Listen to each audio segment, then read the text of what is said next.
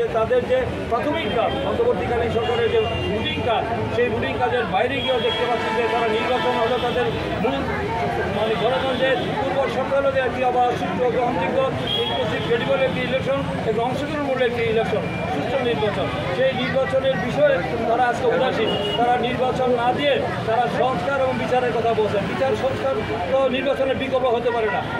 বিচারের কার্য চলবে এবং আমাদের সংস্কারও চলবে। সংস্কার বিচার চলমান প্রক্রিয়া, কিন্তু আমরা দেখতে পাচ্ছি এই কেউ কেউ এই সংস্কার বিচারের কথা বিচার হওয়ার পরে তারা নির্বাচনের কথা বলছেন।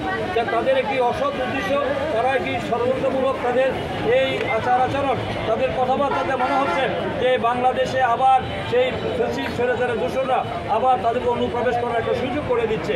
এই যে বিভেদ সৃষ্টি করা হচ্ছে, তারা এখন কোনো সুনির্দিষ্ট দিন তারিখ ঘোষণা করার জন্য আমাদের দলের একটি চেয়ারম্যান আমাদের তারেক রহমান সাহেব বলছেন ডিসেম্বরের মধ্যে নির্বাচন অংশগ্রহণ হতে হবে।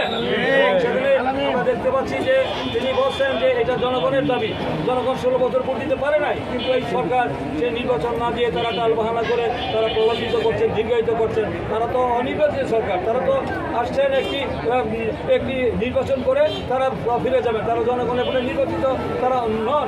অনির্বাচিত সরকার তো জাতির জন্য স্বাধীনতা সার্বভৌমত্ব নিরাপদ নয়। তাই আজকে তারা এই নির্বাচনের না দিয়ে তারা যে দীর্ঘায়িত করার পিছনে তাদের অসৎ উদ্দেশ্য রয়েছে বলে জনগণ সন্দেহ করছেন।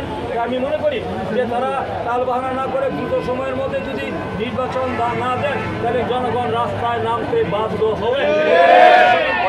আমাদের সেই দাবি আদায় করে আমরা আগামী দিনে জনগণের অধিকার এবং গণতন্ত্রকে পুনরুদ্ধার করব। জনগণের বিজয় না হওয়া পর্যন্ত আমাদের আন্দোলন চলবে।